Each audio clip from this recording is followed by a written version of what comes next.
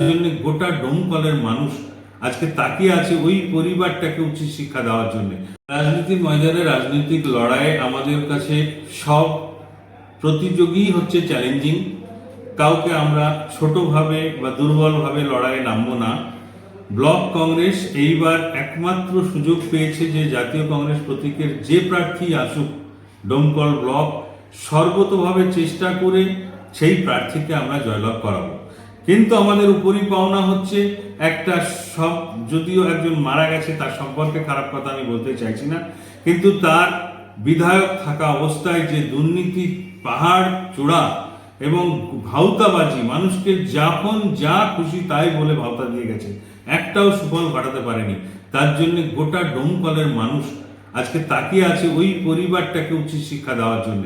শুধু ওই পরিবার নয়, ওই পরিবারের দ্বারা পরিচালিত তৃণমূলকেও উচিত শিক্ষা দেওয়ার জন্য তৈরি, এবং সেই উচিত শিক্ষা এইবার সাধারণ নির্বাচন 2026 তাতে জাতীয় কংগ্রেস প্রতীকের প্রার্থী অবশ্যই জয়লাভ করবে এবং প্রচুর মার্জিনে জয়লাভ করবে, যেটা গোটা ডোমকলবাসী এইবার মনে প্রাণে দৃঢ় প্রতিজ্ঞ হয়ে আছে যে একটা ইতিহাস তৈরি করবে।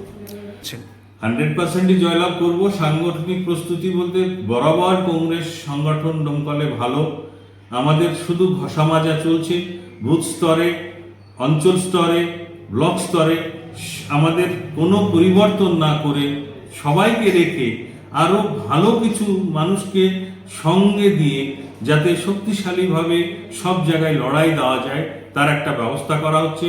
সমাজের সর্বস্তরের ভালো মানুষের সঙ্গে আমরা যোগাযোগ রেখে সেই মুখগুলোকে কাজে লাগিয়ে আমরা ভবিষ্যৎ ডোমকল কংগ্রেসের এইটা প্রমাণ দেব এবং নিশ্চিতভাবে আমরা সাংগঠনিকভাবে অত্যন্ত শক্তিশালী হচ্ছি দিনকে দিন। ধন্যবাদ।